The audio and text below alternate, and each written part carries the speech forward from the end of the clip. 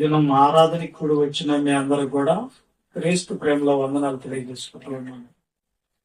ప్రియులరా, ఈరోజు దేవుని వాక్యములో నుండి మనం నేర్చుకోబోతున్నటువంటి ప్రాముఖ్యమైన అంశం ఏమిటంటే,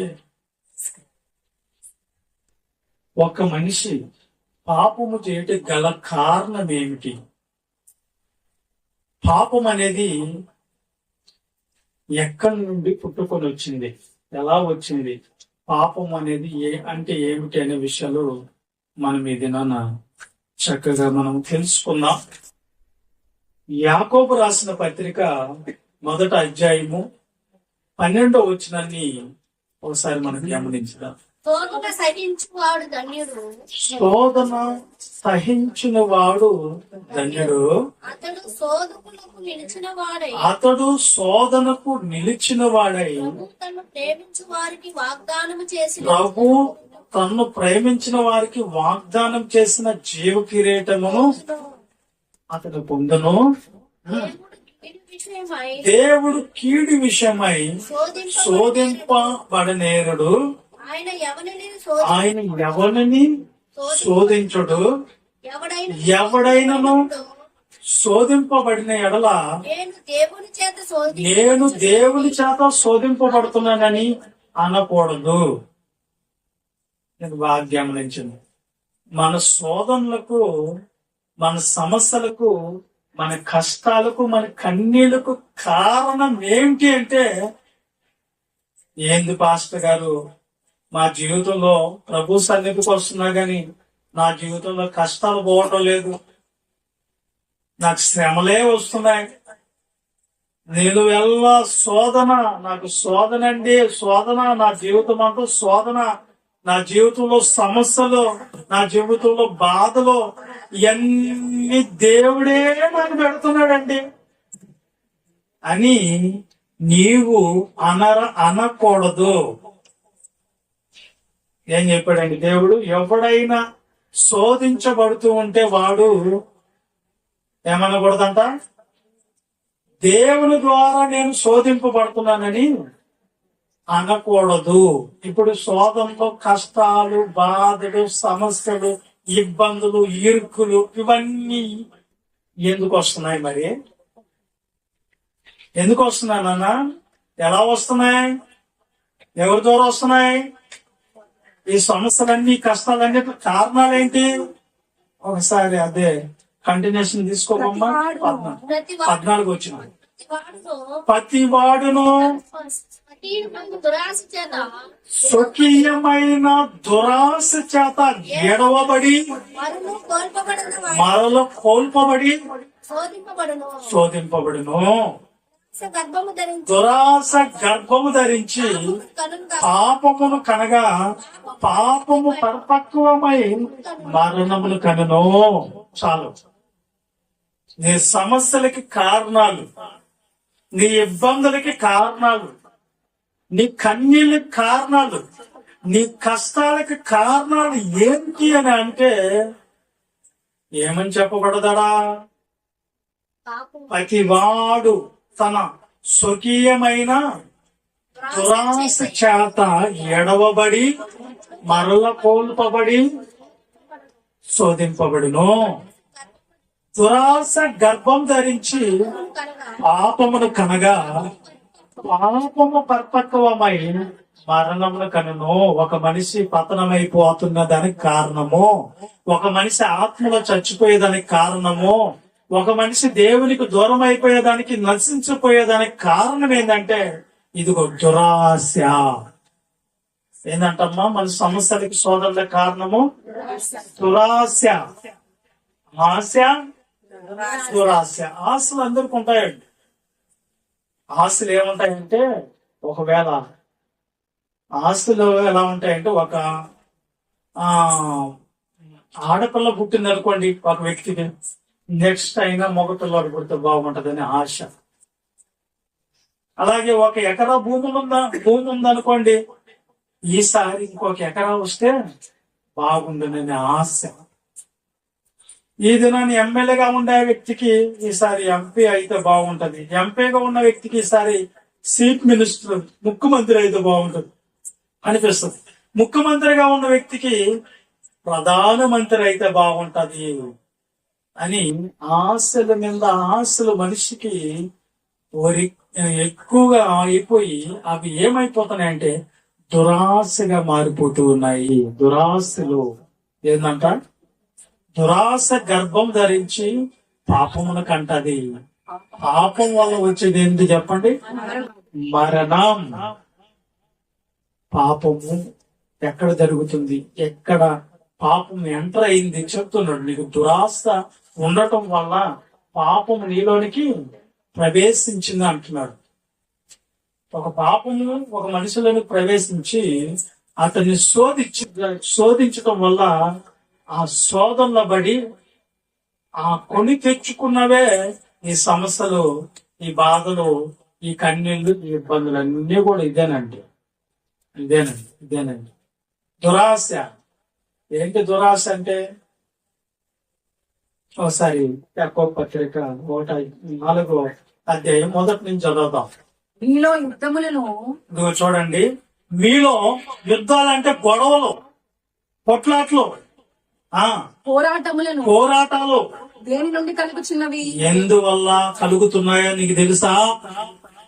ఎందుకు వస్తున్నాయి నీకు గొడవలు, కొట్లాట్లు, పోరాటాలు? ఎందుకు తెలుసా? మీ అవయములలో పోరాడు, మీ అవయవాలలో పోరాడు. మీ భోగేచ్ఛల నుండి మీ భోగ ఎచ్చల వల్లనే కదా. భోగ ఎచ్చలు కావాలి. ఈ అవయవాలకి ఇప్పుడు సుఖాన్ని కోరుకుంటాయి. కష్టం చేయాలంటే ఈ శరీరంకి ఇష్టం ఉండదండి. చెమట కారవాలంటే ఈ శరీరం ఒప్పుకోదు. అర్థమైందా? దీనికి సుఖం కావాలి. ఈ అవయవాలకు సుఖం కావాలి. నీ కంటికి నిద్ర కావాలి, నీ కడుపుకి ఏం కావాలి? అన్నం కావాలి. బాగా వినాలి మీరు. తినకపోతే చాలా విషయాలు మిస్ అయిపోతారు. నీకు కావాలి, ఈ అవయవాలకంతా కూడా సేఫ్టీ కావాలి, సుఖం కావాలి. ఇంకా ఏదైనా టేస్ట్ గా ఉన్నది ఇంకా తినాలా, ఇంకా దీనికంటే ఇంకా బాగుండేది తినాలా అనే ఒక సుఖాన్ని ఎతుకుతూ ఉంటది ఈ అవయవాలు. భోగెచ్చల వల్లే కదా మీరు ఆశిస్తున్నారు. కానీ మీరు ఆశిస్తున్నారు అంటే ఆశలు అనేవి వస్తున్నాయి మీకు. మీకు దొరుకుటలేదు. మీకు దొరకటం లేదు. మీకు ఆశ అయితే వస్తుంది. ఎక్కడండి? ఎక్కడ ఆశలు వస్తున్నాయి కానీ అవి మీకు దొరకటం లేదు. నరహత్య చేయుదురు, మత్సర పడుదురు కానీ సంపాదించుకొనలేరు. పోట్లాడుదురు, యుద్ధము చేయుదురు కానీ దేవుని అడగనందున మీరు అడగనందున మీకేమి దొరకటం లేదు. మీరు అడిగినను ఒకవేళ మీరు అడగతారు, దేవుణ్ణి అడగతారు, మీరు అడిగినా ఏం అడగతారు? మీ భోగముల నిమిత్తము, మీ భోగముల నిమిత్తమే వినియోగించుటకే దురుద్దేశంతో దురుద్దేశం మీరు అడగతారంట దేవుణ్ణి. అందుకే దేవుడు ఎవ్వరికి ఏమి ఇవ్వడం లేదు. ఇప్పుడు అర్థమైందా? దేవుడు ఎందుకు మనకు సహాయం చేయటం లేదు? దేవుడు ఎందుకు మనం అడిగింది ఇవ్వడం లేదు? ఎందుకు దేవుడు మనకు సహాయం ఇవ్వడం లేదంటే మీరు అడిగిన మీ భోగెచ్చల నిమిత్తం అడగతారు గాని ఇంక దేని కొరకు అడగరు. మీ స్వార్థం కొరకు అడగతారు. ఏది అడిగినా మీ స్వార్థం కొరకు అడుగుతారు, మీ భోగచ్చల కొరకు. అర్థమైందా? అక్కడ ఏమని రాయబడి ఉంది? మీరు ఏది అడిగినా ఏమంటది? భోగముల నిమిత్తం అడుగుదురు, వినియోగించుటకై దురుద్దేశముతో అడుగుతామంట. ఏది అడిగినా దేవుడిని ఏ ఉద్దేశంతో అడుగుతున్నామంట? దురుద్దేశముతో. దురుద్దేశాలు ఎలా ఉంటాయి చెప్పండి? నేను ఒక చిన్న విషయం చెప్పేస్తా, ఇక్కడ అర్థమైపోవాలి. ఒక ఇద్దరు దేవుని సన్నిధికి ప్రార్థించుకునేదానికి వెళ్ళారు. ఇది ఎగ్జాంపుల్ మాత్రమే, బైబిల్లో ఉందంటే లేదు. వెళ్ళారు, అర్థమయ్యేదని చెప్తున్నారు. వెళ్ళిన తర్వాత ఇద్దరు ప్రార్థన చేస్తూ ఉంటే దేవుడు ప్రత్యక్షమయ్యాడంట అనుకోండి. ఇద్దరికి వాళ్ళ మనసుల్లో కోరికలు ఉన్నాయి. ఇద్దరు అడగాలని వెళ్ళారు, దేవుడి దగ్గర ఏదో పొందుకోవాలని వెళ్ళారు. వెళ్ళి ప్రార్థన చేశారు. దేవుడు ప్రత్యక్షమయ్యాడు. ప్రత్యక్షమైనప్పుడు, నాన్న నీకు ఏమి వరం కావాలో కోరుకోనన్నా అన్నాడు.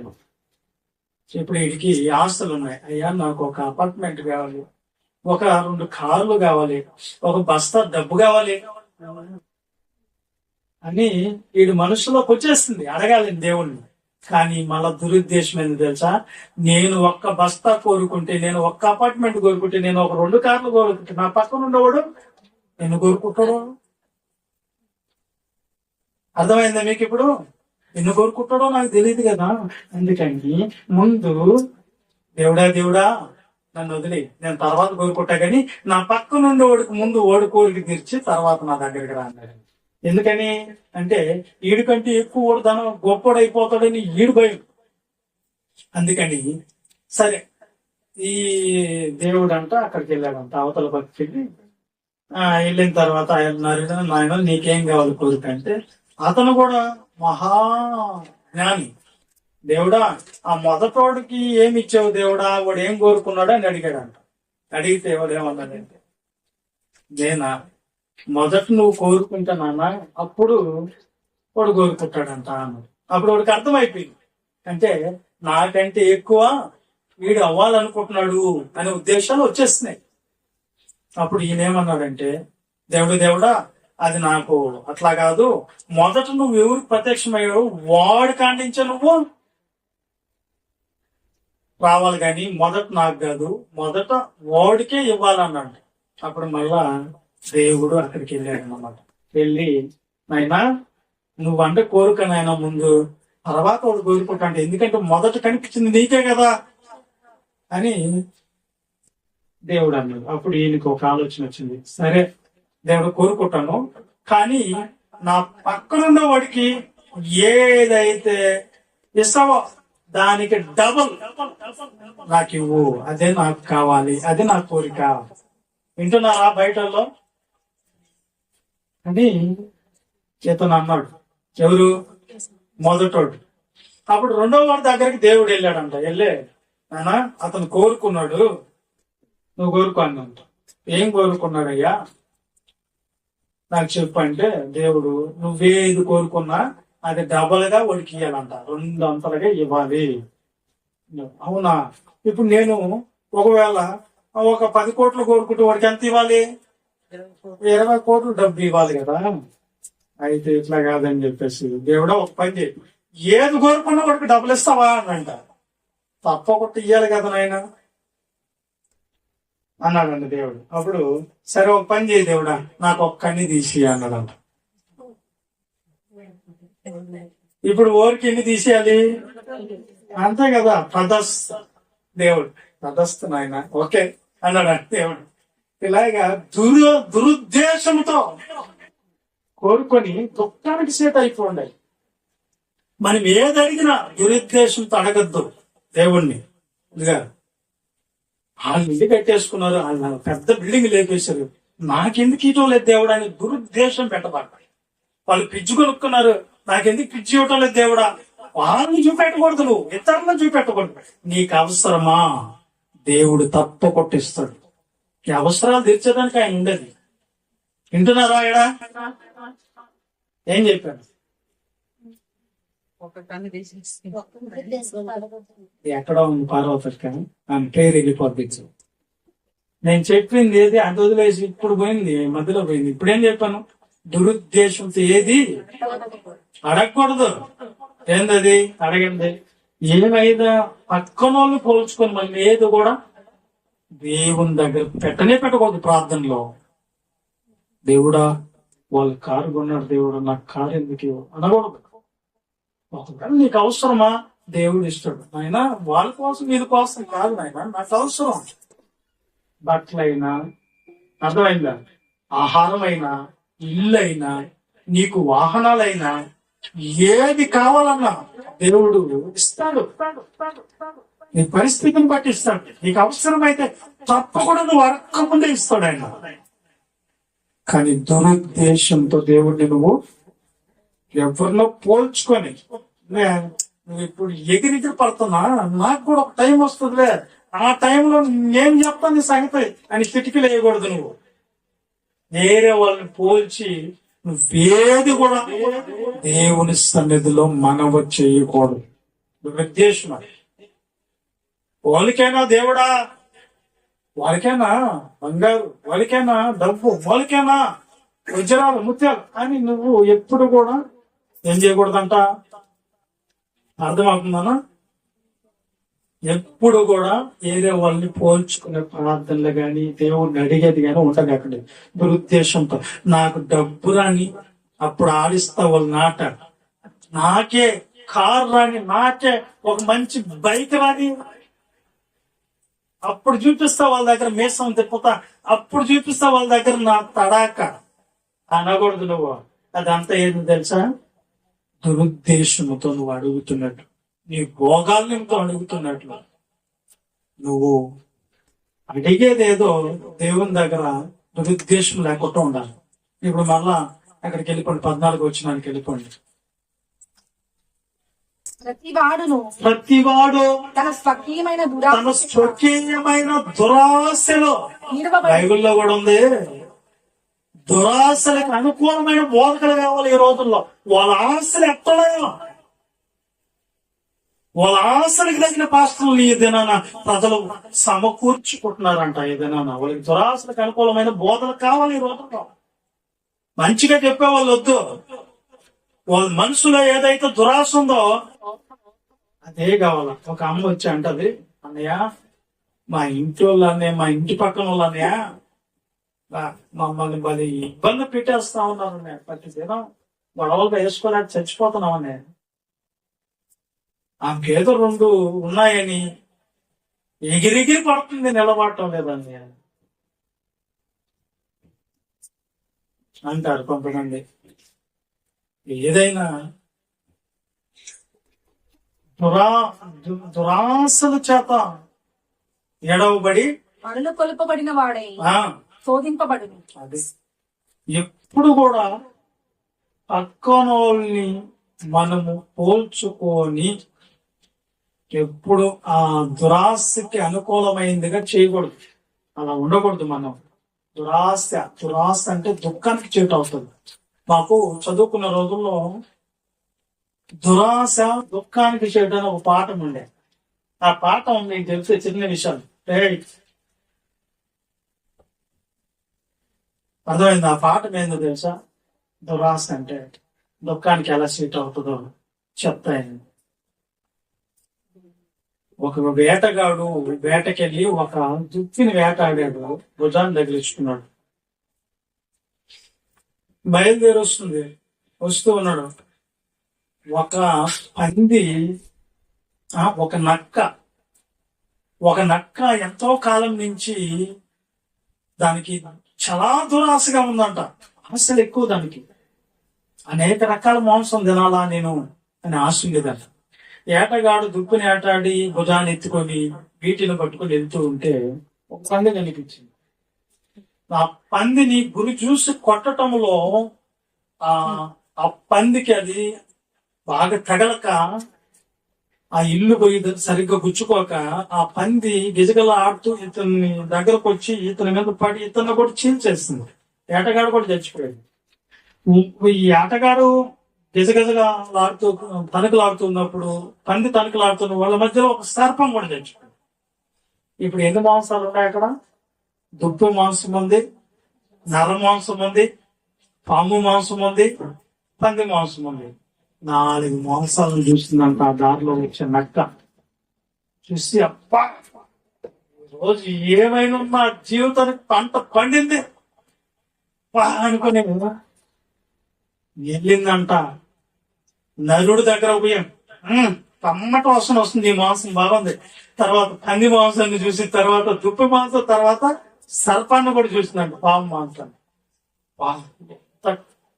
అయినా గాని ఇంత మాంసం నాకు దొరికిందంటే ఏటాడుకుంటానే నా జీవితమే ధన్యం అనుకొని అది ఆలోచించుకుంటుందంట. ఈ దినాన ఈ నరుడు మాంసం 3 నెలలు తిందాం, ఈ దుప్పు మాంసం నెల తిందాం, ఈ పంది మాంసం 2 నెలలు తిందాం, ఈ సర్పాన్ని 1 వారం రోజులు తిందాం అని లెక్కేసుకుని మరి ఈ రోజు ఏం తిందాం అనుకునేసరికి ఈ రోజు లెక్కలేక రాలేదు, రేపటి నుంచి లెక్కేసుకున్నాడు. ఈ రోజు ఏం తిందామంటే ఆ ఈ ఆ బాణానికి ఆ ఇంటికి ఇల్లుకి ఉంటది కదా నరం, ఏమంటారు దాన్ని, నరం చుడతారు కదా దాన్ని, తంగేసేదో అంటారు దాన్ని. దాన్ని తిందాం. అది కూడా ఏం వాసన వస్తుందంట, ఈ పట్టుకొని మాంసం వాసన వస్తుందంట. ఈ రోజు దీంతో పూట గడుపుకుందాము, రేపటి నుంచి లెక్కలు లేక వస్తాయి అనుకొని ఒక్కసారి ఆ ఇంటి నరాన్ని కొరికిందంట. కొరికే లేక సరిగ్గా దాని గుండెల్లో అది అలాగ ఉంటది కదా, అది ఇట్లా ఉంచుంటారు కదా, ఎప్పుడైతే ఇది దాన్ని కొరికిందో చక్కన అది లేచి ఆ గుండెల్లో తగిలేక ఈ నక్క కూడా చచ్చిందంట. అంటే దురాశ దుఃఖానికి చేట. నీకు ఎందుకు వచ్చింది తినకుండా, ఏదో ఈ రోజు దేవుడా నా కడుపు నిండి ఇచ్చావు అనుకోవాలి, ఇవన్నీ లెక్కలు కట్టుకోదు పాపం. అందుకనే ఎప్పుడు కూడా దురాశ ఎప్పుడు కూడా దుఃఖానికి చేటు.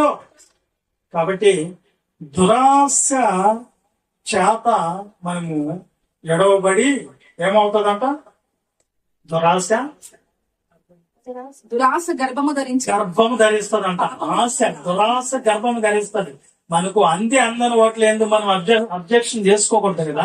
మన మనసుని కొండకి నిచ్చినేస్తారు కొంతమంది. దేనికి వేస్తారు? కొండకి నిచ్చిన. ఎందుకు నీకంతా? అయ్యా కొండంత బంగారు పడితే ఎంత బాగుంటది, పోతా ఫ్లైట్ లేంచి ఒక బస్తా డబ్బు మా ఇంట్లోనే పడిపోతే బాగుంటది కదా. ఆనందం అర్థం అవుతుందా? పడాలి మరి. ఆశ అది ఏదో చంద్రయాన్ 3 పోయినప్పుడు పైన బంగారు కొండలు ఉన్నాయని చెప్పి అది చూపిస్తా ఉన్నారు ఫోటోలో. అయ్యిగా మాకు దొరికితే ఎంత బాగుంటది దేవుడా. 50 కోట్లు ఎవరికో దొరికింది దేవుడా. ఏదో అది బీచ్కి పోతే అక్కడ ఏదో బొమ్మ దొరికిందంట. ఆ బొమ్మ మీద బంగారు అంటే ఒక దగ్గర మహిమ కలిగిన బొమ్మ అంటారు. ఆయన తీసుకోపోతే కడపలోకి తీసుకుపోతే అక్కడ ఆయన చెప్పాడంట, అమ్మా ఇది ఏదో చేతులు దాటితే మహిమ పోయిన తర్వాత ఎస్ట్ 50 కోట్లు ఇస్తామన్నాడంట. అమ్మో ఈయన 50 కోట్లు అంటున్నారంటే ఇది 2000 కోట్లు అన్న ఉంటుంది. మనం ఇంకో దగ్గర ఆశ. చివరికి ఏమైపోయింది, మళ్ళా తీసుకుని వచ్చారంట. ఆ బొమ్మను తీసుకుని చేతిలో పెడితే ఆయన అన్నాడంట, అయ్యగారు మహిమ అంతా పోయింది, దీనికి రూపాయి కూడా రాదన్నాడంట. ఫస్ట్ ఇచ్చేటప్పుడు తీసుకోవచ్చు కదా. అది జరిగిన చేత మీ మధ్యలో, నేను ఎక్కడితో చెప్పడంలే, వాస్తవం చెప్తున్నా నేను. మీ మధ్యలో జరిగింది అది, మీ గ్రామాల్లో జరిగింది అది. అర్థమైంది మీకు? దురాశ ఏం లేకుండా పోయింది, ఊడ్చుకోపోయింది, ఏం రాలా. ఆ 50 కోట్లు తెచ్చుకుంటే హాయిగా ప్రశాంతంగా బతుకోవాలి. ఎందుకు దేవుడు గుర్తు చేపిస్తున్నాడు. మీరు ఆలోచన, మీ కళ్ళ ముందు జరిగినవే బాగా గమనించండి. దురాశ గర్భం ధరించి ఏంటంటదంట, పాపములు కనగా పాపం పరిపక్వమై మరణాన్ని, పతనాన్ని, నాశనాన్ని నీ జీవితానికి తీసుకుని వస్తూ ఉంది. పాపం అనగా ఏంటి? పాపం అనగా ఏంటి చెప్పండి? ఆజ్ఞ అతిక్రమమే పాపం. పాపం చేయటం గల కారణం దురాశ. దురాశ మనిషికి రావడానికి కలిగిన కారణం అసంతృప్తి. తృప్తి లేదు, ఉన్నదాంతో తృప్తి లేదు. మనిషికి ఏం లేదంట. ఈ దినాన నాకు ఒక 20 బస్తాలు ఇంట్లో ఒడ్లు పెట్టుకోండి ఒక ఆవిడ. అయినా సరిపోవు. సరుకులు అన్నీ ఉన్నాయి ఇంట్లో, అయినా సరిపోవు. 4-5 లక్షల వడ్డీకి తిప్పుతుంది, అయినా సరిపోదు. ఇంకా ఏం కావాలంట మనిషికి? వద్దంటారా? కావాలి. ఇప్పుడు నేను ఉన్నాను అనుకోండి, మీకు ఏదైనా అవసరం ఉంటే నా కాడ ఒక 10,000 నోటు, ఇదిగాక ఈ 10,000 తీసుకోండి చాలా అంటే ఏం చెప్తారమ్మా? 10,000 రూపాయలు మీ కాడ కళ్ళ ముందేసి నువ్వు తీసుకోక, నీకే మంచిది, దేవుడు ఇచ్చాడు, నువ్వు తీసుకోబడినా అనుకోండి. 10,000 చాలా అన్నాను అనుకోండి, ఏమంటారు? పాస్తం ఏం మాట్లాడేది, ఇంకోటి చాలా అంటారా? నా దగ్గర సరే అంటారు అనుకో, ఒకవేళ ఏరియా వాళ్ళు తీసుకొని వెళ్ళి ఎంపీనో ఎమ్మెల్యేనో లేకపోతే అమ్మా నా కాడ ఇన్కమ్ ట్యాక్స్ వాళ్ళు వచ్చి నన్ను పట్టుకునేటట్టుగా ఉన్నారు, నా ఆస్తి ఇవి ఎక్కువ పెట్టింది, నీకు ఎంత కావాలని ఇచ్చేస్తా, ఇదిగో నీకంటూ ఈ ₹1,00,000 అని వేసారు అనుకో, ముఖాన్ని వేసారనుకోండి, చాలా అంటావా నువ్వు? ఆహా, ఇంకో 1,00,000 కూడా ఇంకో 1,00,000 కూడా వేసాను అనుకో, అప్పుడన్నా చాలా చెప్పండి, చాలదు. ఇంకా 10 లక్షలు, 10 లక్షలు చాలమ్మా అంటే చాలదు. ఇంకా ఏమయ్యా, సరే 20 లక్షలు చాలా, చాలు. అసలు నీ కార్యం ఎంత ఉందో అంతా ఇచ్చే అంట. అంతేనా మనిషి ఆశ? అంతేనా? అంతేనా? డబ్బు ఇస్తానంటే వద్దనే మనిషే రాదు. ఎందుకు? ఆశలు ఎక్కువ మనకు. ఏదో తృప్తిగా, అయ్యా నేను ఉచితంగా నాకు ఇది ₹1,00,000 ఇచ్చాను ఆయన, మంచిది, తృప్తిగా ఉంది నాకు అని అంటారా ఎవరన్నా? అనరండి. దురాశ ఎక్కువ, దురాశ కావాలి, అసంతృప్తి, తృప్తి లేదు. ఎంత ఉన్నా కానీ మనిషికి ఈ రోజున 5 ఎకరాల పొలం ఉన్నా కూడా ఇంకా పాకలాడేదానికి వెళ్తుంది. ఏమక్క ఉందా? లక్షలు వడ్డీకి ఇచ్చిన వాళ్ళు కూడా ఇంకా పాకలాటకి వెళ్తారు. ఎంత ఇల్లు రాత్రి అనక పొగులనక ఎప్పుడు కొనుక్కుంటున్నారు, ఎప్పుడు లేస్తున్నారు, కష్టాజీతంగా ఆహారం తింటూ వెళ్తూ ఉన్నారు. వీళ్ళే పాకులాడి ఒక ఆయన అంట ఏం చేశాడంట, బైబిల్లోనే అంటే కొట్లు పెద్ద కట్టించుకొని దాంట్లో ధాన్యం అంతా సమకూర్చుకొని ప్రాణంతో చెప్పుకుంటున్నాడంట. ఏమని? ప్రాణమా, నీకు ఎంత కావాలంటే అంత ఆస్తిని సంపాదించేస్తా నేను, నువ్వు ఇంకేం చేయాలి తెలిసి, నీ పని ఏంటో చెప్పు, చెప్పండి. తినమో తాగమో, ఈ పని ఉంటే ఎంత బాగుంటుంది మనకి కూడా. తినమో తాగమని అంతగానో అనుకుంటే ఇంకెంత బాగుంటుంది అంటున్నాడంట ఆయన. పాపం మనసులో వెంటనే ఏం వార్త వచ్చింది ఆయన దగ్గరికి, ఎర్రివాడా ఈ రాత్రి ఇక్కడి నుంచి మీద అంత వదిలేసి వెళ్ళిపోవాలని ఎంత ఏది రాదు పిచ్చోడా, అర్థమైందా? నీ ఎంత ఏది రాదు, ప్రయాసపడ్డావు, ఏం తీసుకుని వెళ్తావు రేపు? ఏం తీసుకొని పోయేది ఉందా? మీ ఎంత వచ్చేది ఏదన్నా ఉంటే చెప్పండి, నేను కూడా చూసుకుంటా. పని ఎవరు రారా? నేను కట్టుకున్నవాడు కూడా రాడా? పెళ్లి చేసుకున్నారే, పెళ్లికి ముందేనో మాటలు, నువ్వు చచ్చిపోయిన నీ తోడు వస్తా నేను అని ఒక ఆయన పాట కూడా దాంట్లో ఏదో దాంట్లో నాకు ఒక అర్థం వచ్చింది. నేను ఆటోలో ఒక పాట వింటే దాంట్లో నీ స్థితిలో కూడా దాంట్లో కూడా నేను నీకు తోడై వస్తానా, చావులో కూడా నీకు తోడై వస్తాను అంటాడు హీరో. అది అక్కడ ఎక్కడ స్క్రీన్ మీద, ఎక్కడ ఎవరు రాదు నీతో కూడా. నీ భార్య అస్సలు రాదు, దొంగ. ప్రేమ అంటే ఏవో భార్య, నా భార్య అంత గొప్పది అనుకున్నాడంట. ఒకసారి ఆయనకి అన్ని సమస్యలు వచ్చేసేలాకే, అన్ని బాధలు వచ్చి ఒళ్ళంతా ఆరోగ్యం కూడా లేకపోయేలాకే దెబ్బలో కూర్చొని చిలపెంకలు గోక్కుంటా ఉంటే వచ్చింది భార్య. అప్పుడు బయటపడ్డది, నేను చేసుకొని నేను నాశనం అయిపోయా, దేవుడు అన్న మూర్ఖుడా, ఆ దేవుడిని చూసి నువ్వు చచ్చిపో. ఎవరన్నా అంటారా మాట భర్తని? అన్నది ఆవిడ. ఏందండి వచ్చేది మన అంట? వాస్తవమైనవి ఇవి. కాబట్టి మీరు బాగా ఆలోచిస్తా వస్తే మీకు బాగా అర్థమవుతుంది. ఎందుకు అర్థం కాదు? బాగా అర్థమవుతుంది. మీకు ఎవరిని ఎంత వస్తారో ఆలోచించండి. ఏది వస్తుంది నువ్వు సాధించింది ఈ భూమి మీద? ఏమొస్తుంది చెప్పండి? వస్తుంది ఏదన్నా? ఏమి రాదనుకోకండి. దేవుని కోసం బతికిన బతుకు వస్తుంది. నీ క్రియలు చెడ్డమైనా సరే అందుకని మంచిగా చేయండి. చెడ్డోట్లు కెట్ట శిక్ష విధించబడుతుంది అని తెలుసు. ఓకేనా? ఏది రాదు నేను. అందుకని ఈ అసంతృప్తిగా ఉన్నారు జనాలందరూ. ఇప్పుడు తృప్తి లేదు. ఎంత ఉన్నాయి కానీ, ఎంత ఉన్నవాడికైనా సరే తృప్తి లేదు. షుగర్ బీపీ డౌన్ అయిపోయినా సరే ఇంకా కావాలని పాకులాడుతున్నారమ్మా. ఇంకా లోకంలో ఇంకా కావాలి. ఉన్న దాంతో తృప్తిగా అనుభవించిందే లేదు. ఒకనికి దేవుడు ఘనత సమృద్ధి ఇచ్చినను దాన్ని అనుభవించుటకు శక్తిని అనుగ్రహించుడు. చూసుకోవాల్సిందే నువ్వు ఆ ధనాన్ని.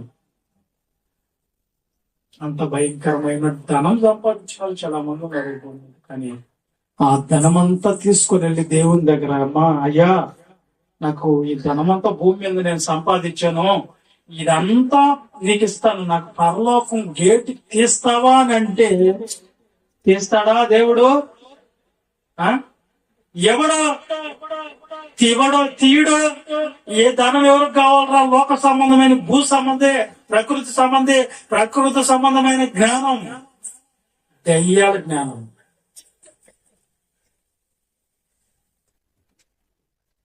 డివైన్ నాలెడ్జ్ కావాలి. దేవుని సంబంధమైన పరలోకంలో నుంచి దిగి వచ్చింది దేవుని వాక్యం, పవిత్రమైనది, ఇది కావాలి.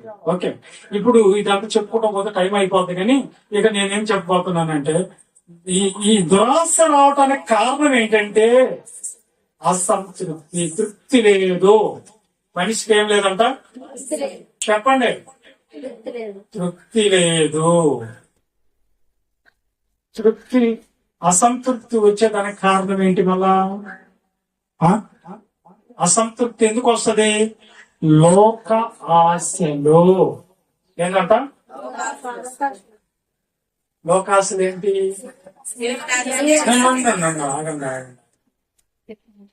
ఒక పాపం వచ్చేదానికి కారణం, మనల్ని ప్రవేశించేదానికి కారణం ఏంటి?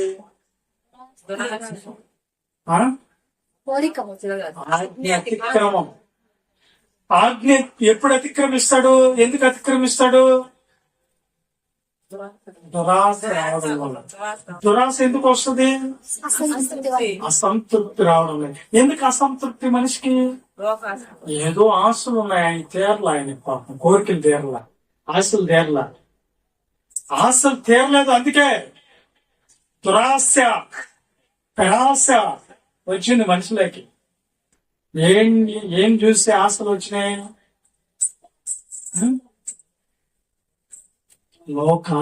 లోకాన్ని చూసి ఆశలు వచ్చినాయి. 1 యోహాను పత్రిక 2:15 చూడండి. ఏమొచ్చినాయి చూడండి. మనుషులకి ఎలా ప్రవేశించింది పాపం. ఈ లోకమునైనను లోకములో ఉన్నదైనను మీరు ప్రేమింపకూడి. మనం ప్రేమించేది అదేనో. ఏంది ప్రేమించేది? మనము దేవుడు ఇటంటే మనం ఇటు చేద్దాం. దేవుడు ప్రేమించబాకండి అన్నాడు. మనం ఏం చేయాలి? ఇప్పుడు ప్రేమించాలి లోకాన్ని. ఎవడైనను లోకమును ప్రేమిస్తే తండ్రి ప్రేమ వానిలో ఉండదు. ఏముండదంట లోకాన్ని ప్రేమిస్తే? ఆ లోకములో ఏముందో చెప్తాడు. లోకములో ఉన్నదంతయో శరీరాశ. శరీరాశ అంటే ఏం తిందాం ఈరోజు? సండే వస్తుంది, మన చేపలు వండుకున్నాం.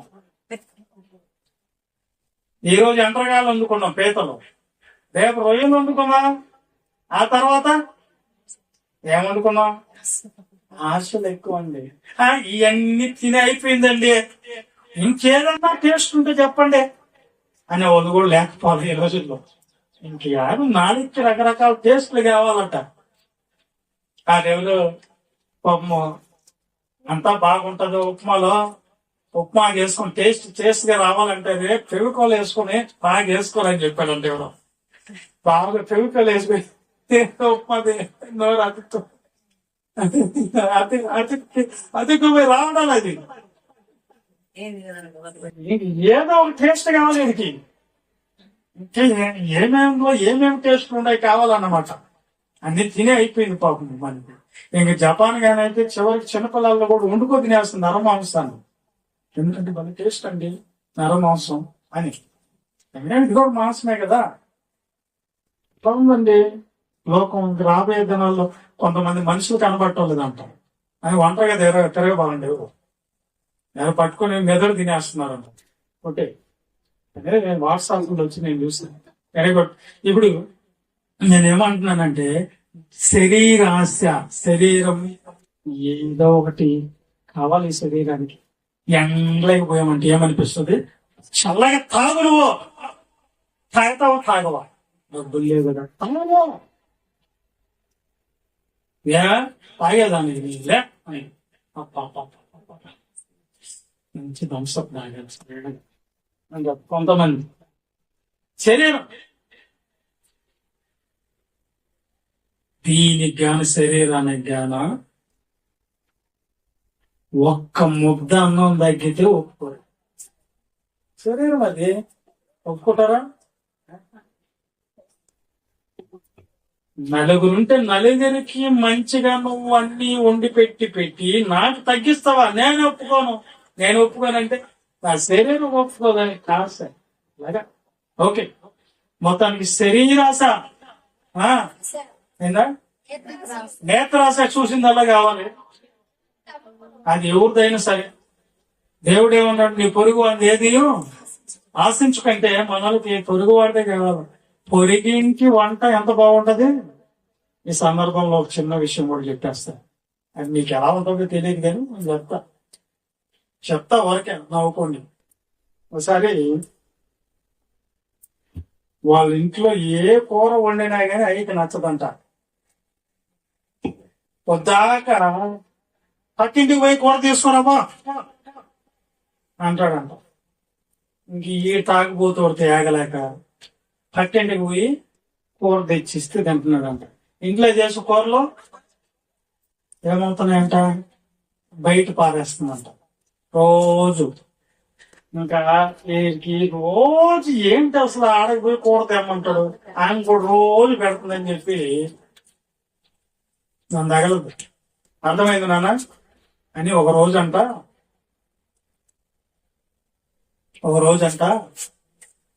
ఈమె రెడీగా ఉందన్నమాట. ఆయన వచ్చి కూర అడుగుతాడని. ఏం కూర చేసా ఇంట్లో? గోంగూర పచ్చడి చేసానయ్యా. సరే, గోంగూర పచ్చడి కాదు, సరే ఏదో కూర చెప్పింది ఆవిడ. నీ మొహం లాగుంది కూర, పక్కింటికి పోయి పెట్టుకోరా పో అన్నాడంట. ఆవిడంటే పక్కింటికి పోయి వాళ్ళ ఇంటికి పోయి ఆయన ఏదో ఆవు పేడ వేసి ఉంటే పేడ ఎత్తుకొని వచ్చింది శుభ్రంగా. దేంట్లో? కూర గిన్నెలా, అది కట్టోరు అంటారు కదా, దాంట్లో తీసుకొని వచ్చిందంట. ఏం కూర చేసిందంట అన్నది.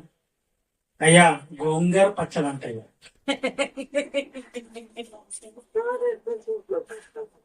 పెట్టేరా అని చెప్పి దాన్ని వేసుకుని తింటా. కూర అంటే ఉండాలా దరిద్రుడు అంటే ఏం ఆయన కూడా ఉన్నారు కానీ పంచమా ఇంకిత జ్ఞానం లేకుండా ఒకటే పక్కనోళ్ళదే కావాలా. పక్కింటి కాడ తీయగూర పుల్లకూర బాగుంటాయి. కూరలు అయితే పెట్టుకోండి ఎప్పుడు ఒకసారి, రోజు అదే పండు ఉంటారా? కాదు కదా. నేత్రాశ వాళ్ళకి ఏది ఉంటే అది కావాలి. నాకు ఇది కావాలి, అది కావాలి, వాళ్ళు చేసుకుని మనకి కావాలి. ఓకే, కూరలు అనే కాదు కానీ ఏది వాళ్ళు వేసుకున్నా కానీ, ఏది వాళ్ళు కొనుక్కున్నా కానీ అది మనకు కావాలంటే అట్లా నేత్రాశ. చూసిందల్లా తీసుకోవి బజార్లో వదిలేస్తే టౌన్ లో మన వాళ్ళు ఇంకా రారా నుంచి ఆ పార్వతి అక్కని తీసుకుపోయి చెన్నైకి ఎట్టుంటో చూద్దామని మేమందరం ముందు పోతాం. ఈ మనిషి కనబడదు. ఎట్టమైంది మనిషి అంటే ఇదిగో ఎక్కడైతే జిగ మెరుస్తున్నాయో షాపుల్లో, ఆ మెరీనా బీచ్ లో ఆ షాపుల దగ్గర ఆగిపోయి అక్కడ చూసుకుంటా అది బాగుందే ఇది ఉందే అని మమ్మల్ని వదిలేసింది అక్కడ. ఎందుకంటే ఒక బజారుకి వెళ్ళిపోతున్నారు. జనమనే కాదు, మనకు చూసిందల్లా కావాలని ఆశలు ఉంటాయి. నేత్రాశ. అరే అది బాగుంది, ఇది బాగుంది అనుకుంటుంటాం కదా. నేత్రాశ, తర్వాత శరీరాశ, జీవపటంబం. తండ్రి వల్ల పుట్టినవి కాదు. ధర్మం కూర్చోరా. తండ్రి వల్ల పుట్టినవు కావాలి, దేవుడు వల్ల పుట్టినవు కావాలి. నేత్రాసు శరీరాసు జీవోటమం లోకాసునిపై యేసుక్రీస్తు దగ్గర వచ్చి పెట్టింది. నువ్వు శరీరాశ, నువ్వు ఈ రాళ్ళని రొట్లుగా మార్చుకొని తిను అన్నది యేసుక్రీస్తుని. తర్వాత లోకాన్ని అంతా చూపించింది నేత్రాశ. ఇదంతా నేర్పిస్తా, నాకు సాగిలు పడు. నీకైతే మనకైతే అంత అవసరం లేదు, మనమే పడిపోతాం. అపవాది ఈ లోకంలో నీకు 4 బంగారు చూపిస్తేనే కాళ్ళ మీద పడిపోతాం, దాని కాళ్ళ మీద. కానీ యేసుక్రీస్తుకి అన్ని చూపించింది, అది లోక మహిమలన్నీ చూపించింది. అర్థమైందా? ఆయన పడ్డాడా? అపవాది విసిరిన వలలో, అపవాది విసురుతున్న వలలో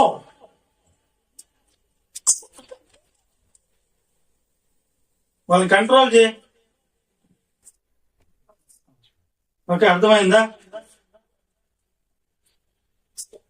అపవాది మన మీద విసురుతున్నాడు వల. దేనికి?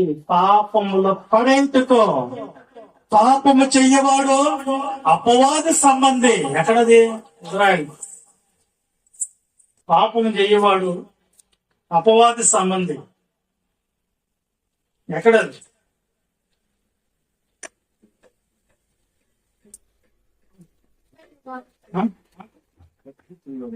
ఈ యొక్క లోకాసులు మనల్ని పాపంలోకి పీడిస్తూ ఉన్నాయి. ఈ తండ్రి వల్ల పుట్టినవి కావో అవి వదిలిపెట్టండి. నీకేం కావాలో దేవుడు చూసుకుంటాడు. దేవుడి మీద ఆధారపడు. ఇవన్నీ ఆశించబాక, వాటి ఆశల్లో పడిపోబాక. అపవాది కావాలని నీకు అది నీ ముందు పెట్టి నిన్ను పడేట్టుకు చూస్తుంది. అది అవనే ఏం చేసింది? చూపుకి బ్రహ్మమైనదియో ఏమన్నా, చూపుకి బ్రహ్మమైనదే చూపించింది. నేత్రాశ పెట్టింది, రా తిను శరీరాశ పెట్టింది. అవ్వాదంలో పడిపోయారు. ఎక్కడండి? పాపంలోనా? ఆజ్ఞ అతిక్రమించారు, పాపంలో పడిపోయారు. వింటున్నారా మీరందరూ వాక్యము? నేత్రాశ శరీరాశ జీవము తండ్రి వల్ల పుట్టిన కాదు. మన కళ్ళతో చూస్తుంది ఆశించబాకండి. వద్దు. దేవుడు నీకు కావాల్సింది నీకు ఖచ్చితంగా ఇస్తాడు. నీకు ఏది అవసరమో అది ఖచ్చితంగా అడగదేనండి, దేవుడు ఇస్తాడు. నీకు అవసరం అయితే ఖచ్చితంగా ఇస్తాడు. దేవుడా నాకు కావాలి దేవుడా అని. ఓకేనా? ఇప్పుడు యోహాను సువార్త 8వ అధ్యాయం 34 వచ్చిన ఒకసారి చూడండి. యోహాను సువార్త 8వ అధ్యాయం 34 వచ్చినాం. అందుకు యేసు పాపము చేయ ప్రతి వాడు. ఇప్పుడు దాకా వాళ్ళు 7 స్వరం ఆడకపోయింది.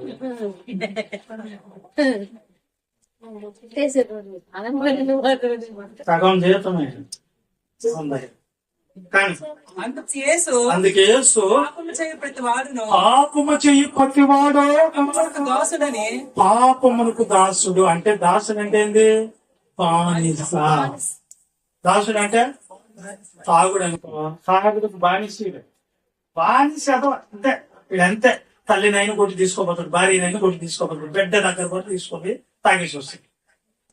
బానిస అంటే వ్యక్తిత్వం ఏం చూపిస్తుంది? ఒక మనిషి వ్యక్తిత్వం. ఇప్పుడు మీరు చెప్పండి, ఒక పాపం చేయటం గల కారణం ఆజ్ఞ అతిక్రమం. ఆజ్ఞ అతిక్రమించడానికి కారణం దురాశ మీకు వచ్చింది. దురాశ రావడానికి కారణం అసంతృప్తి. అసంతృప్తి రావడానికి కారణం లోకాశలు అనగా శరీరాశ, నేత్రాశ, జీవనం. నాకు చెప్పి తీరాలి, మీరు చెప్పి తీరాలి నాకు. ఇప్పుడు పాపం చేయి ప్రతివాడు పాపానికి దాసుడు, బానిస. వ్యక్తిత్వాన్ని చూపిస్తుంది. వ్యక్తితత్వం అంటే ఈ వ్యక్తి ఎలాంటిది అనగానే నీకు ఆడ అర్థమైపోద్ది. వ్యక్తిత్వం అంటే స్వభావం. స్వభావం అంటే ఏంటి? అలవాట్లు. అలవాట్లు అంటే ఒక్క పనిని పదే పదే పదే చేసేదాన్ని అలవాటు. తల్లి గర్భంలో ఉన్నప్పుడు పాపం ఎలా ఉంటుందో మనకి తెలియదు. తల్లి నుంచి బయటకు వచ్చినప్పుడు శిశు దశలో కూడా పాపం మనకి తెలియదు. బాలుడిగా ఉన్నప్పుడు తెలియదు. యవ్వనస్తులు అవ్వేరు పాపములు పడేస్తుంది. యవ్వనస్తులు తప్పక తొట్టిల్లుదురు అని ఉంది బైబిల్. పాపంలో పడ్డారు. యవ్వనస్తులే పాపంలో పడ్డాది. మనకు బీడి ఎలా కాలవాలి మొట్టమొదట తెలియదు. సిగరెట్ ఎలా కాలవాలి తెలియదు. మొట్టమొదట ఒక్క సిగరెట్ పట్టుకొని గడగడ గడగడ ఉనికిపోతున్న వ్యక్తి ఇప్పుడు కొంతకాలం అయ్యేలేకే 10 సిగరెట్లు కూడా సరిపోవటం లేదు. ఎలా వచ్చిందండి ఈ పాపము?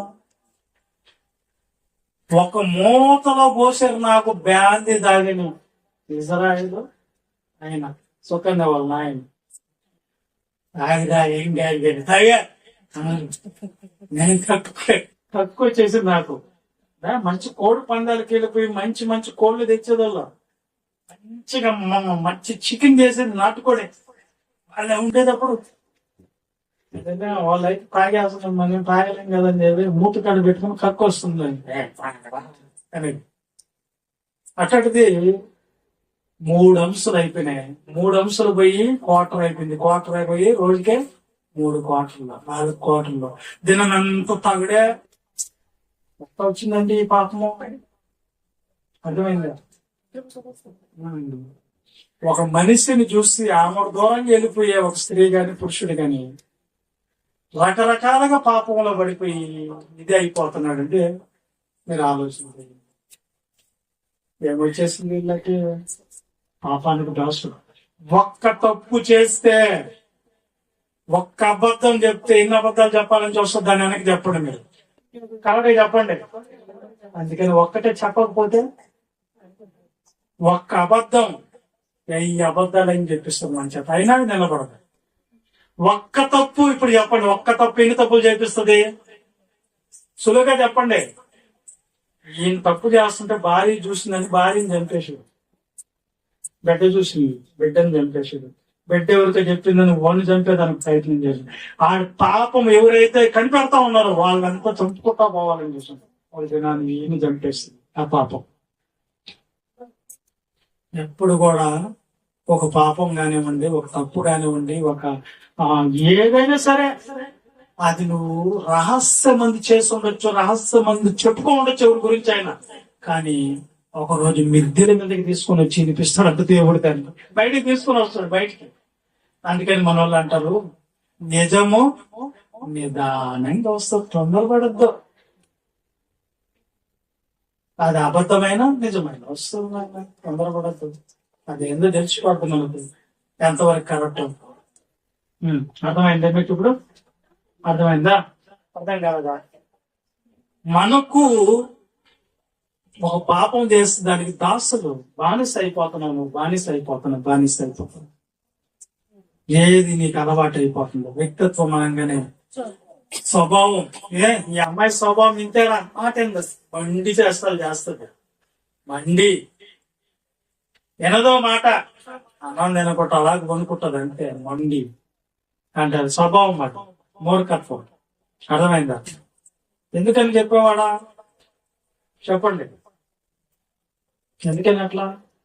ఈ స్వభావం ఎందుకు బయటకు వచ్చేస్తున్నారు?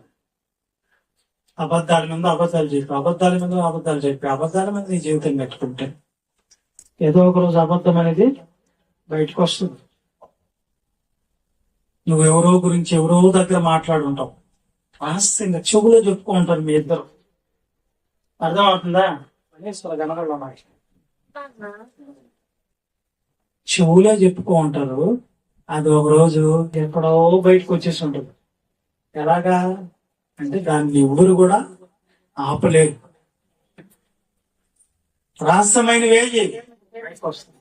అందుకే ఏ దానికి నువ్వు అలవాటు పడిపోయినావు, ఏ అలవాట్లలో నువ్వు ఉన్నావు, దేనికి బానిసత్వం ఉన్నావు, నువ్వు చేస్తున్న ఏ చెడు కార్యానికి బానిసపై ఉన్నావు నాకు తెలియదు. మొత్తానికి అయితే ఒక రోజు అయితే ఆ బానిసగా ఉన్న నీవు వ్యక్తిత్వంలో మారకపోతే నీ వ్యక్తిత్వాన్ని బట్టి దేవుడు ఏం చేస్తాడు? నిన్ను శిక్షలను తీసుకోబోతున్నాడు. ఎపిసి పత్రిక 2వ అధ్యాయము 3వ వచనంలో ఏం చెప్పబడ్డది? త్వరగా కన్నాను. వారితో కలిసి మనందరమును శరీరం యొక్కయో మనసు యొక్కయో కోరికలు నెరవేర్చుకొనుచు శరీరాశలను అనుసరించి మునుపు ప్రవర్తించుచు కడమ వారి వలనే స్వభావ సిద్ధముగా దైవోగ్రతకు పాత్రులమై ఉంటిమి. ఏమొస్తుందంట మనకు? శరీరానుసారమైన ఆశలతో కోరికలతో మనం బతికితే ఈ భూమి మీద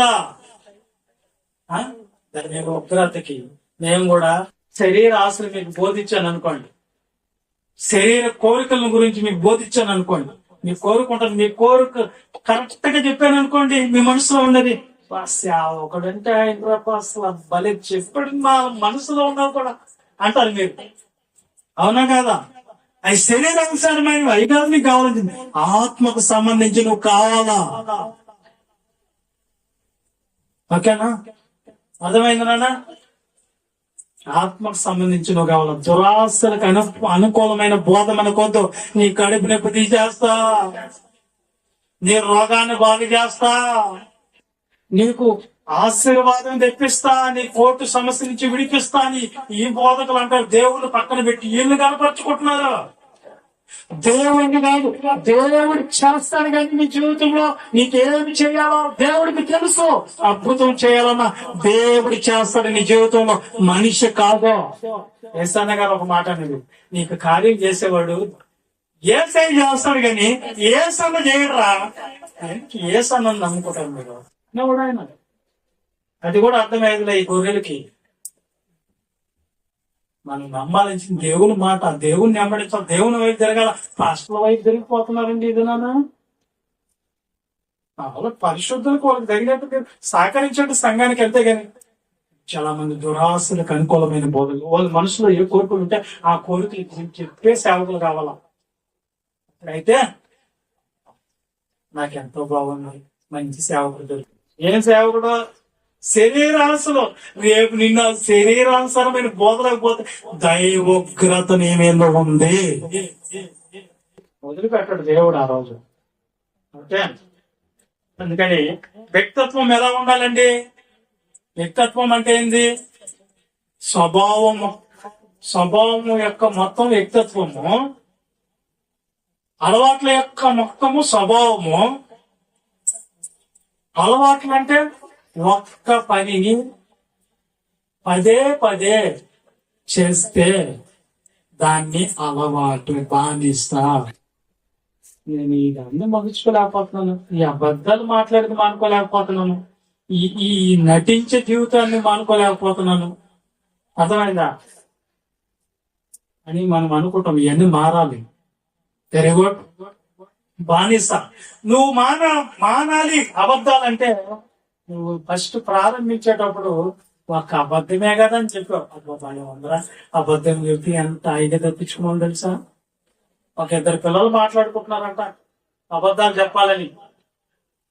రే ఈ రోజు ఎందుకు స్కూల్కి రాలేరా అన్నాడంట టీచరు. వీళ్ళు దారిలో వచ్చేటప్పుడే చెప్పుకున్నారంట. అన్న తమ్ముడు, అన్న చెల్లెలు, పాపా ఈ దినాన్ని మనం సినిమాకి పోయాము, టీచర్ అడగతాడు ఎక్కడికి పోయారు అని. మేము వస్తున్నప్పుడు బస్సు పంచర్ అయిపోయిందని చెప్పు, నమ్మేస్తారు. వీళ్ళు పోయింది ఎక్కడికి? సినిమాకి పోయి అప్పుడు క్లాస్కి వచ్చారు మధ్యాహ్నం. ఎక్కడ పోయారా? ఉదయం రాకుండా మధ్యాహ్నం వచ్చారు సార్. మేము ఎక్కిన బస్సు పంచర్ అయిపోయింది. పంచర్ అయిపోయిందా?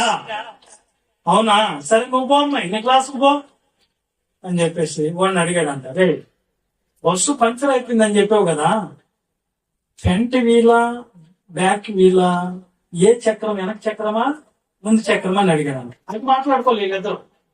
పంచర్ అయ్యేది చెప్పారు. అప్పుడు ఏదేమన్నాడు, అదేనండి వెనక చక్రమే కదా అన్నాడు. సరే నువ్వు వెళ్ళిపోరా.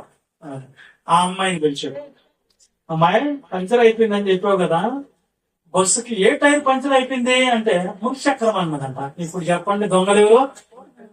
దొంగలు దొరికారా? దొంగలు ఎప్పుడైనా దొరుకుతారు సుమా. దొంగలు దొరుకుతారు. దొరకరనుకోవాలంటే ఈజీగా పట్టేయచ్చు దొంగని. వాళ్ళ రాజుగారు వెళ్తూ వెళ్తూ డేరాలో నివసించేదానికి ఒక దగ్గర 50 మంది సైనికులందరూ పోగేసుకొని మంత్రి అందరూ ఉన్నారంట.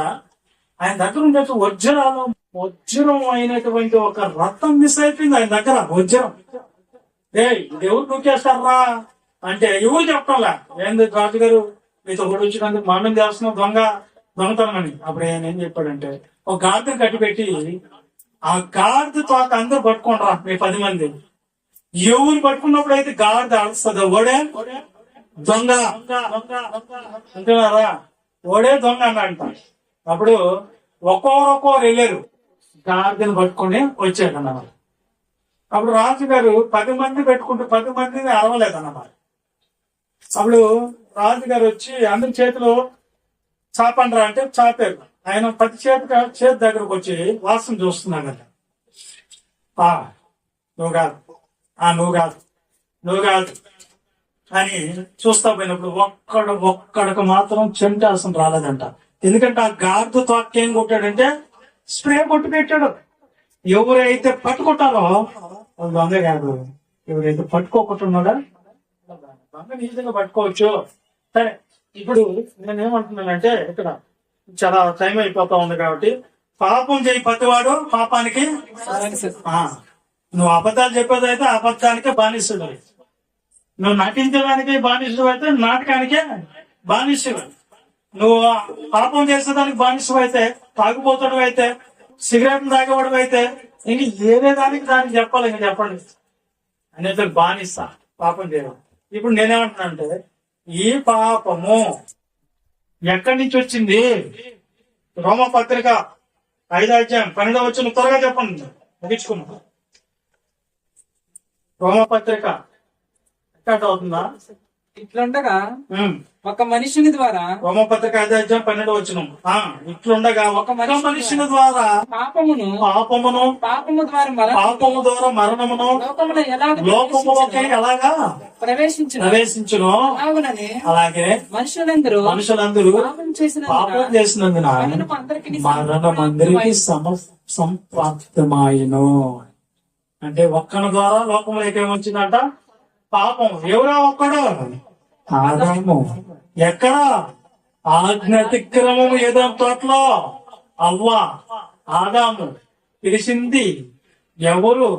ఆ తోటలోనికి వాళ్ళని చెడగొట్టేదానికి వచ్చింది ఎవరు? అసలు ఆ తోటలోకి పాపం ఎలా వచ్చింది? అసలు ఆ ఒక్కరి దగ్గరికి పాపం ఎవరు తీసుకొని వచ్చి పెట్టారు? అర్థమవుతుందా? ఎవరు? ఒకసారి చూడండి, పేతురు రాసిన 2:4 చూడండి. ఫస్ట్ పేతురు రాసిన 2:4 దేవదూతలు పాపము చేసినప్పుడు దేవుడు వారిని విడిచిపెట్టక పాతాళలోకమందలి కటికి చీకటి వెలుగులోకి తోసి తీర్పునకై కావలి ఉంచును. ఎవరు? దేవదూతలు. ఎక్కడ? పరలోకంలో. దేవదూతలు చేసిన పాపం ఏంటి చెప్పండి? ఏం చేసి ఉంటారు దేవదూతలు? ఆజ్ఞ అతిక్రమించి ఉండొచ్చు, లేకపోతే సకల దుర్నీతి చేసి ఉండొచ్చు, తిరుగుబాటు చేసి ఉండొచ్చు, ఏదో రాయబడ్డాడు. పాపం అయితే చేసినాయంట. ఆ పాపం చేసిన దేవదూతని పరలోకం వహించి ప్రకటన గ్రంథం 12:7 చదువు. 12:7 త్వరగా. అంతటా పరలోకములో యుద్ధము జరుగును. ఈ తిరుగుబాటు చేసింది మిఖాయేలును అతని దూతలను ఘట సర్పంతో యుద్ధం చేయవలదని ఘట సర్పమును దాని దూతలను యుద్ధం చేశారు కానీ గెలవలేకపోయారు కనుక పరలోకమందు వాటికి తలవలేకపోయాను. ఇప్పుడు ఏడపడి ఉంటాయి. అందుకే తిరుగుబాటు చేసే ఈ దేవదూతలు అందుకని అక్కడ పడి ఈ చేసిన పాప మీద అసలు ఏమనుకున్నాయి పరలోకంలో దేవుడి గురించి? యెషయా గ్రంథం 14:12 అసలు ఏమనుకుంటే పాపం అంటున్నాడు దేవుడు. ఈ దేవదూతలు ఏమనుకో ఉంటాయి పరలోకంలో?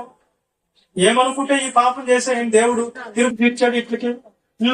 14:12 తేజో నక్షత్రం అంటే మార్నింగ్ స్టార్. ఏకవ చుక్క ఏకో చుక్క నీ మెట్ల ఆకాశం నుండి పడితే ఎట్లా ఆకాశం నుంచి పడితివి, జనములను పడగొట్టి జనములను పడగొట్టిన నీవు నేల మొట్టమొదటి ఎత్తు నేల మట్టు వరకు ఎలా నరకబడితివి. నేను ఆకాశమునికి ఎక్కిపోదును, ఏమనుకుంటున్నంట దేవునితో, నేను ఆకాశములకు ఎక్కిపోదును, దేవుని నక్షత్రములకు పై దేవుని నక్షత్రాలకు పైగా సింహాసము నా సింహాసనాన్ని హెచ్చించుదును. ఉత్తర దిక్కునున్న ఉత్తర దిక్కునున్న సభా పర్వతం మీద కూర్చుందును, మేఘమండముల మీదకి ఎక్కుదు, మేఘ మండలం మీదకి ఎక్కుదును, మహోన్నతినితో నన్ను నా సమానంగా చేసుకుందును. మహోన్నతునితో నన్ను నేను సమానంగా ఉండేది. దేవదూత ఆయనతో సమానమా?